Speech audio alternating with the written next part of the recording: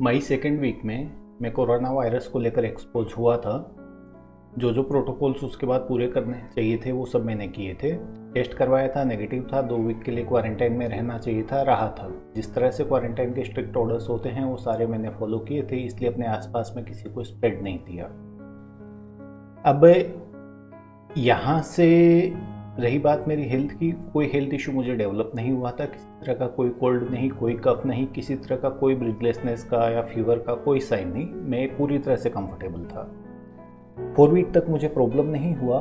5th week से थोड़ा थोड़ा मैं डिप्रेस रहने लगा, थोड़ा मुझे मसल पेन ग्रेजुअली डेवलप हुआ, प्रोडक्टिविटी पूरी क्रैश हो गई, कॉन्फिडेंस क्रैश रहने लगा। 6th वीक में थोड़े से मैंने ब्लड टेस्ट अपने करवाए थे, जिसमें जो मेटाबॉलिक पैरामीटर्स होते हैं like uric acid, blood sugars, ये सारे डिस्टर्ब थे, जबकि वो होने नहीं चाहिए थे। मैं रेगुलरली अपना चेकअप करवाते रहता हूँ, तो वो सारे जनरली कंफर्टेबल रेंज में रहते आए हैं।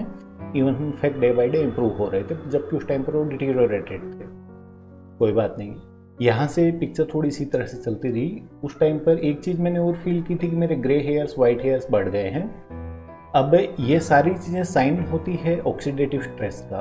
तो जो मेरे मेटाबॉलिक पैरामीटर्स डिस्टर्ब थे और जो फिजिकल पैरामीटर्स जो मैंने फील किए, प्लस जो ग्रे हेयर्स, वाइट हेयर्स जो बढ़ने लगे थे, वो सारे ऑक्सीडेटिव स्ट्रेस का इंडिकेटर होता है। तो फिर मुझे थोड़ा डाउट हुआ कि कहीं ऐसा तो नहीं कि ये वायरस अंदर आकर गया हो, टेस्ट पकड़ नहीं पाया हो। कई बार होता है कि हम पॉजिटिव होते हैं फिर भी टेस्ट नेगेटिव रहता है, इसीलिए क्वारंटाइन में रहने के लिए कहा जाता है। तो जब कोविड IgG अवेलेबल होने लगा, कोविड एंटीबॉडी टेस्ट, तो फिर मैंने ये टेस्ट करवाया था अपना। तो 8th वीक के अंदर मेरा टेस्ट पॉजिटिव आया था। IgG पॉजिटिव आना मतलब मेरे अंदर इम्यूनिटी पॉजिटिव थी। और जो पिक्चर मैंने एक डेवलप की थी, जिस तरह का मसल पेन था, फैटिक था, जो मेटाबॉलिक पैरामीटर्स डिस्टर्ब थे, उसको पोस्ट वायरल सिंड्रोम कहा जाता है। जिस तरह से चिकनगुनिया के अंदर, डेंगू के अंदर एक काफ़ी टाइम तक वीकनेस का एक कंपोनेंट रहता है, वो सारी चीज़ें पोस्ट वायरल सिंड्रोम का पार्ट होती है। तो इस बीमारी के अंदर, कोविड के अंदर भी एक पोस्ट वायरल सिंड्रोम आता है। ये क्यों आता है, इसके बारे में हम जानने की कोशिश करेंगे, और इससे निकलने के लिए क्या करना चाहिए, इसके क्या क्या कंसिक्वेंसेस आ सकते हैं, ये सब हम डिस्कस करने की कोशिश करेंगे। दोस्तों, इस बीमारी से लड़ने के लिए हमारे पास इसके बारे में सही जानकारी होना बहुत ज़्यादा ज़रूरी है। तो जो मैंने इसके बारे में फील किया, जो इसके बारे में रीड किया, अपने एक्सपीरियंस से जो मैं समझ पाया हूँ, वो सब मैं आपसे शेयर करने की कोशिश करूँगा। तो जो चीज़ें मैंने फील की, उनको पोस्ट वायरल सिंड्रोम हम कहते हैं। कोविड के जो भी सर्वाइवर्स रहने वाले हैं, चाहे वो एसिम्टोमेटिक हो, चाहे माइल्ड ग्रेड से निकले हो, चाहे मेजर सीवियर कोविड का उनको फेस करना पड़ा हो, उनमें एक पोस्ट वायरल सिंड्रोम आने की टेंडेंसी रहेगी, मोस्ट प्रोबेबली रहेगी। तो मेरे ब्लड में Covid IgG was positive, means immunity मेरे अंदर अभी इस समय प्रेजेंट है। पर क्या मैं इस इम्यूनिटी पर भरोसा करता हूँ? नहीं, मैं इस इम्यूनिटी पर भरोसा नहीं करता हूँ। ये इस तरह की इम्यूनिटी थोड़ा टाइम तक आपका साथ देती है, थोड़ा टाइम के बाद वायरस का स्ट्रक्चर चेंज हो जाता है, तो ये एंटीबॉडी उसको पहचानेगी नहीं। जिस तरह से हमको हर बार हर सीजन में कोल्ड कफ होने की टेंडेंसी रहती है, साल में 2 बार कोल्ड कफ होने की टेंडेंसी रहती है, तो जब कोविड का सेकेंड वेव आएगा तो शायद ये एंटीबॉडी उस टाइम पर कॉम्प्रोमाइज़ रहे। तो मैं इस एंटीबॉडी पर ट्रस्ट नहीं करता हूँ। अब एक चीज़ इस वायरस के बारे में आप लोगों को ध्यान रखनी है कि this is not a pneumonia virus. ये आपकी पूरी बॉडी को अफेक्ट करता है। इसमें लोगों को कोल्ड कफ भी होता है, फीवर भी होता है, ब्रीथलेसनेस भी होती है, न्यूमोनिया भी होता है, डायरिया, वॉमिटिंग भी होता है। यहाँ तक चीज़ें ठीक है, पर जब ये ब्लड वेसल्स को अफेक्ट करता है तो ब्लड में क्लॉट्स भी बनते हैं, जो कि एक ज़्यादा सीवियर न्यूमोनिया लेकर आते हैं, और वहाँ से हार्ट अटैक भी हो सकता है, स्ट्रोक भी हो सकता है, ऑर्गन डैमेज भी हो सकता है, और भी काफ़ी चीज़ें हो सकती है। तो ये आपकी पूरी बॉडी को अफेक्ट करने की टेंडेंसी रखता है। तो कोविड-19 is all about your mitochondrial health. Mitochondrial health क्या होती है, इसके बारे में तो कोविड-19 से पहले, कोविड-19 के दौरान और कोविड-19 के बाद everything is about your mitochondrial health. आपकी सेल्स में जो माइटोकॉन्ड्रिया होते हैं, जिनको पावर हाउस ऑफ सेल्स कहा जाता है, वो कितने स्ट्रॉन्ग है उसके ऊपर डिपेंड करता है कि कोविड-19 का किस तरह का पिक्चर आप डेवलप करने वाले हैं। तो माइटोकॉन्ड्रिया क्या होते हैं? जैसे कि ये वायरस है, ये हमारी कोशिकाओं के ऊपर इसने अटैक किया। इस तरह की अराउंड 50 ट्रिलियन सेल्स, जितना USA की इकोनॉमी का साइज है, इतनी सेल्स हमारी बॉडी के अंदर होती है। और इस पर अटैक करने के बाद इसने माइटोकॉन्ड्रिया को, मतलब जो पावर हाउस ऑफ सेल है, उसको हाईजैक किया। यहाँ से रिएक्टिव ऑक्सीजन स्पीशीज बनाए, मतलब एक तरह का पॉइजन, और फिर उसके कारण सारे कंसिक्वेंसेज हो रहे होते हैं। ये हमारी सेल है, ये सेल में माइटोकॉन्ड्रिया, जिसको पावर हाउस ऑफ सेल कहा जाता है। बच्चे भी जानते हैं, उनके साइंस बुक के अंदर ये रहता है। माइटोकॉन्ड्रिया को आप एक फर्नेस से, एक भट्टी से कंपेयर कर सकते हो। जिस तरह से एक भट्टी को चलने के लिए एक पर्टिकुलर टाइप के फ्यूल की एक पर्टिकुलर क्वांटिटी के अंदर ज़रूरत होती है, और फिर इस भट्टी की दीवारें मजबूत होनी चाहिए। वहाँ से यदि चिंगारियाँ बाहर निकलेंगी, स्पार्क्स बाहर निकलेंगे, तो आसपास की चीज़ों को डैमेज करने की टेंडेंसी रखेंगे। उसी तरह से हमारे माइटोकॉन्ड्रिया को भी राइट फ्यूल की ज़रूरत होती है। राइट फ्यूल की जगह यदि हम जो मॉडर्न फूड है वो सब कंज्यूम कर रहे होते हैं, बार बार कंज्यूम कर रहे होते हैं, गलत खाना खाते हैं, गलत न्यूट्रिशन लेते हैं, गलत हैबिट्स होती है, तो वहाँ भी माइटोकॉन्ड्रिया में होल होने जैसी सी सिचुएशन रहती है। मीन्स रिएक्टिव ऑक्सीजन स्पीशीज की वहाँ का पॉइजन लीक होता है, जो कि आसपास की चीज़ों को डैमेज करता है। अब जैसे ये हेल्दी सेल है, इस पर यदि कोविड का अटैक हो या हमारी लाइफस्टाइल का अटैक हो, तो ये इस तरह की सेल में कन्वर्ट होने की टेंडेंसी रखता है। मतलब माइटोकॉन्ड्रिया से एनर्जी लीक होती है और वो आसपास की चीज़ों को डैमेज करती है। फिर ग्रेजुअली यहाँ पर हम टर्न होने की टेंडेंसी रखते हैं। फॉर एग्जाम्पल, मान लीजिए कि मेरा बॉडी यहाँ पे था, तो इस वायरस के अटैक के बाद मैं यहाँ पे पहुँच गया। अभी मैं यहाँ से यहाँ आने की कोशिश कर रहा हूँ। जो लोग ऑलरेडी यदि यहाँ और यहाँ पर हैं, तो वो फिर क्रैश होने की थोड़ी सी टेंडेंसी या सीवियर कोविड डेवलप करने की टेंडेंसी रखते हैं। इस चीज को इस एप्पल के एग्जाम्पल से भी आप समझ सकते हैं। जैसे कि ये एक फ्रेश एप्पल है। अब ये जो फ्रेश एप्पल का जो साइन है, यहां पर आप कंसीडर कर सकते हैं कि आपके माइटोकॉन्ड्रिया हेल्दी माइटोकॉन्ड्रिया है। यहाँ पर चीज़ें अच्छे से काम कर रही है, आप एनर्जेटिक रहते हैं, आपको किसी तरह की कोई बीमारी नहीं है, आप फ्रेश फील कर रहे हैं। और इस वाली सिचुएशन के अंदर आपके माइटोकॉन्ड्रिया कमज़ोर हैं, आप थके हुए महसूस करते हैं, आप फैटिक रहते हैं, आपको ऑलरेडी लाइफस्टाइल डिजीजेज हैं, आप डायबिटिक हैं, हाइपरटेंशन, हार्ट अटैक्स या स्ट्रोक्स आ चुके हैं या आने वाले हैं।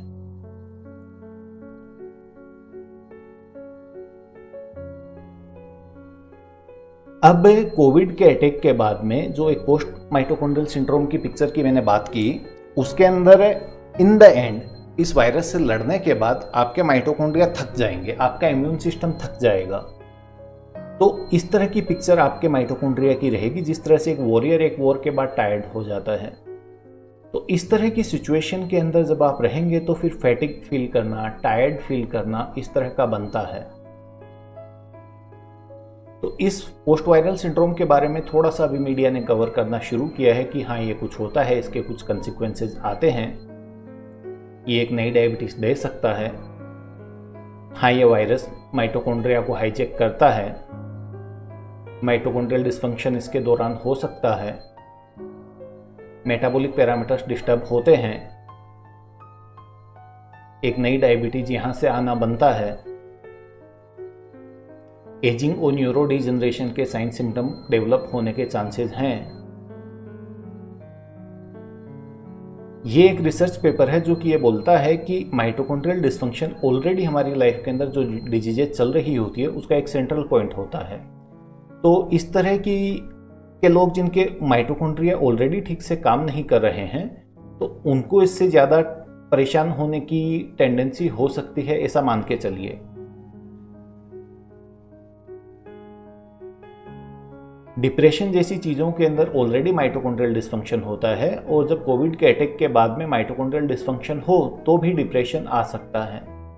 इस टाइम पर हेल्थ केयर के में काम करने वाले काफ़ी लोग जो कि इसको लेकर एक्सपोज हुए हैं, वो इन दिनों डिप्रेस फील कर रहे हैं, मसल पेन फील कर रहे हैं, क्योंकि वो डायरेक्टली इनडायरेक्टली इसको लेकर एक्सपोज हुए हैं, चाहे उन्होंने टेस्ट करवाया हो नहीं करवाया। उनमें से मोस्ट ऑफ लोगों को ये लगता है कि अभी एटमॉस्फेयर एकदम से चेंज हो गया है, दिन भर किट पहन के रहना पड़ता है, अभी हॉस्पिटल में अलग तरह का क्राउड, अलग तरह का प्रेशर, अलग तरह का वर्क आया है, इसलिए ये सब चीज़ें हो रही नहीं।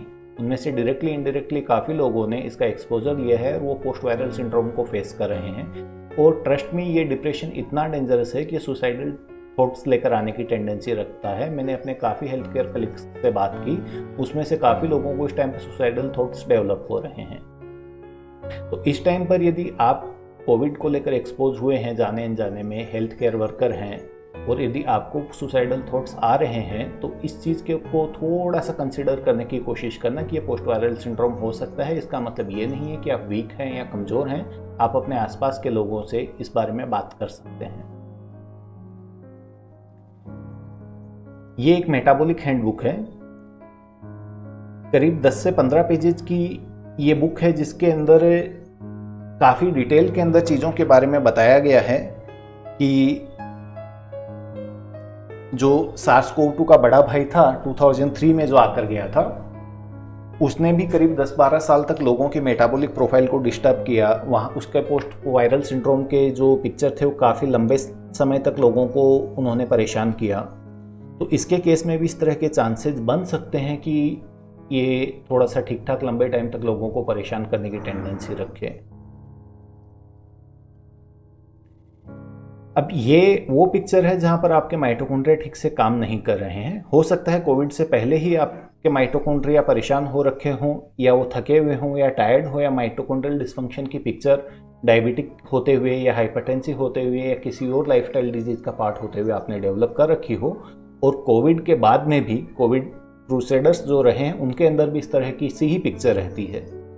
अब डेली लाइफ के अंदर जब ये पिक्चर डेवलप होती है, इसको आप बोल दीजिए एक होल मेकिंग टेंडेंसी। माइटोकॉन्ड्रिया में दो टाइप के प्रोसेस चल रहे होते हैं, one is hole making and second is hole filling.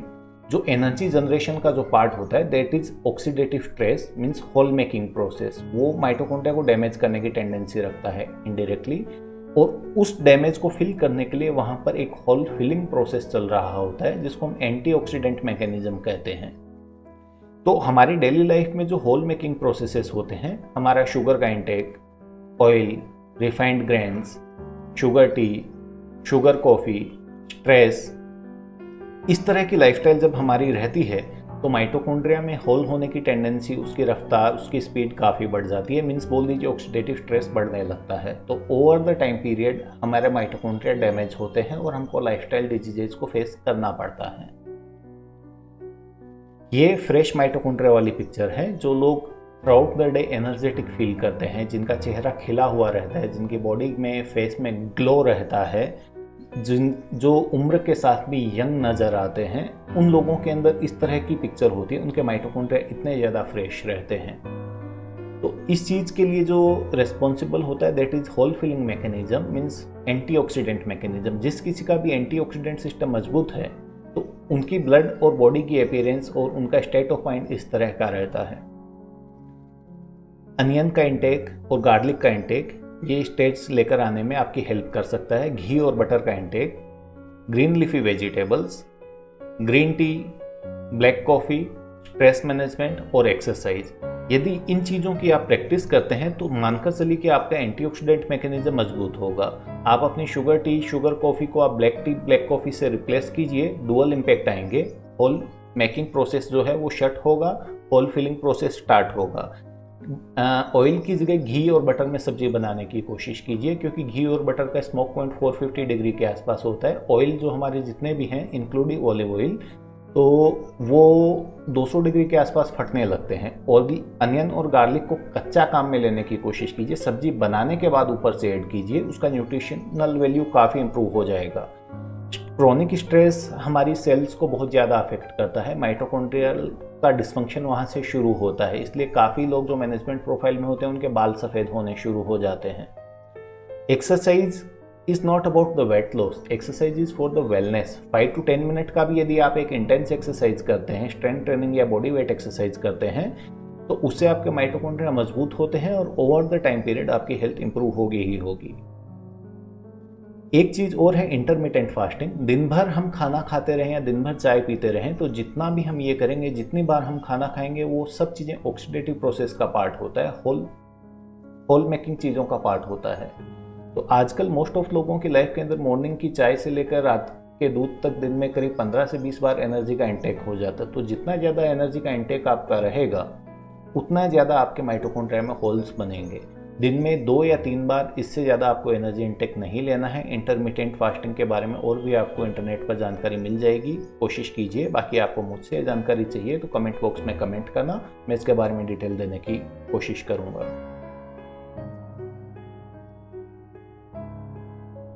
इस टाइम पर यदि आप पोस्ट वायरल सिंड्रोम की पिक्चर डेवलप कर रखे हैं या माइटोकॉन्ड्रियल डिसफंक्शन को फेस कर रहे हैं और वहाँ से एक अच्छा खासा डिप्रेशन आया हुआ है और उससे इमीडिएटली आपको बाहर निकलना है, तो ध्यान रखना आइस वाटर बाथ और एक्सरसाइज माइटोकॉन्ड्रियल बायोजेनेसिस को प्रमोट करता है। मैंने भी इसको ट्राई किया। एक्सरसाइज करने के अंदर मैं कंफर्टेबल फील नहीं कर रहा था, मुझे एक्सरसाइज का हैबिट होता था, पर इस टाइम पर 5-10 मिनट के एक्सरसाइज के अंदर भी मैं और ज़्यादा मसल पेन डेवलप कर रहा था। तो मैंने आइस वाटर बाथ को ट्राई किया। इसके बारे में मैंने करीब 6 मंथ पहले रीड किया था कि ये माइटोकॉन्ड्रियल हेल्थ के लिए काफ़ी अच्छा होता है।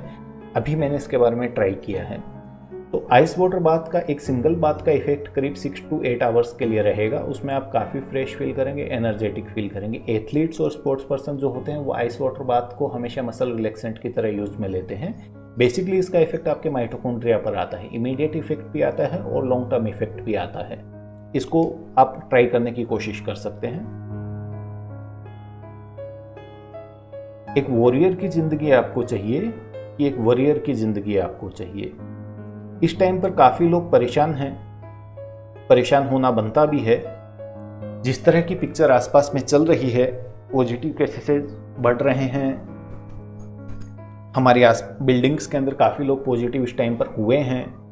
तो अब इस चीज़ का अकाउंट रखने की जगह कि हाँ भाई कौन लोग पॉजिटिव हो रखे हैं, कौन नेगेटिव है, कितने लोग आसपास में ये कोरोना बढ़ रहा है, क्या हमको हो जाएगा, इसके कारण मुझे हो गया, उसके कारण मुझे हो गया, सरकार कुछ कर नहीं रही, डॉक्टर्स कुछ कर नहीं रहे, वैक्सीन आ नहीं रहा है, उस पर फोकस करने की जगह हम यदि वॉरियर बनने की डायरेक्शन में जाएंगे, जो भी मास्क के प्रोटोकॉल्स है, हाइजीन के प्रोटोकॉल्स हैं, वो फॉलो करेंगे, लाइफस्टाइल को इम्प्रूव करने की कोशिश करेंगे, तो वो रिजल्ट ज़्यादा अच्छा रहेगा।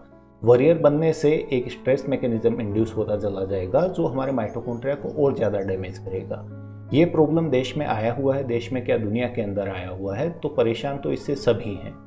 आज नहीं तो कल हमारे या हमारे परिवार के लोगों के पॉजिटिव होने के काफ़ी ज़्यादा चांसेस हैं। तो लोगों को एक हेट्रेड की नज़र से देखने से अच्छा है कि हम कोऑपरेट करें। यदि हम पॉजिटिव हुए हैं तो हम अपनी स्टोरी और लोगों से शेयर करें। हो सकता है कि वो लोग ऑलरेडी पॉजिटिव हो रखे हों या नहीं तो नियर फ्यूचर में होने वाले हो। आने वाले टाइम में हॉस्पिटल्स में आपको स्पेस मिलेगा, इसके चांसेस कम हैं। हम लोग ही एक दूसरे के काम आएंगे।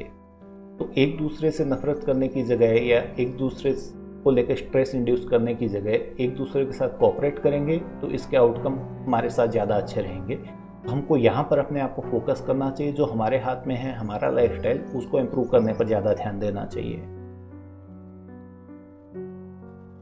डार्विन ने एक बात कही थी, यदि आप स्ट्रॉन्ग हैं तो आप सर्वाइव करोगे, कोई ज़रूरी नहीं है। आप इंटेलिजेंट है इसलिए आप सर्वाइव करोगे, कोई ज़रूरी नहीं है।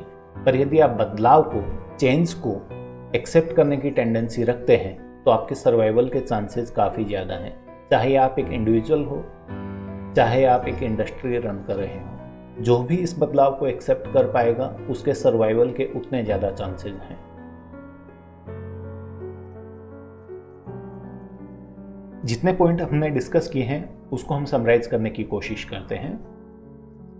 This is not a pneumonia virus. SARS-CoV-2 आपकी पूरी बॉडी को अफेक्ट करता है। इसे सर्वाइव करने के बाद भी चाहे आप एसिम्प्टोमेटिक रहे हो, एक पोस्ट वायरल सिंड्रोम आ सकता है। कोई भी लड़ाई लड़ने के बाद हमारे इम्यून सिस्टम टायर्ड होता है, हमारे माइटोकॉन्ड्रिया टायर्ड हो जाते हैं, तो एक पोस्ट वायरल सिंड्रोम आना बनता है जो कि आपकी फिजिकल और साइकोलॉजिकल वेलबींग दोनों को डिस्टर्ब करने की टेंडेंसी रख सकता है। इसके शॉर्ट टर्म इम्पैक्ट भी हो सकते हैं, लॉन्ग टर्म इम्पैक्ट भी हो सकते हैं। आपके हाथ में यह है कि जो होल मेकिंग प्रोसेस है इसको आप स्टॉप करने की टेंडेंसी रखें और होल फिलिंग को आप स्टार्ट करने की कोशिश करें। मीन्स ऑक्सीडेटिव स्ट्रेस को आपको रिड्यूस करना है और एंटीऑक्सीडेंट मैकेनिज्म को इम्प्रूव करना है। मुझे पर्सनली ये फील नहीं होता है कि वैक्सीन इज ए सॉल्यूशन, और काफ़ी लोगों का यही मानना है। बेसिकली आपको आपकी माइटोकॉन्ड्रियल हेल्थ को इम्प्रूव करना होगा।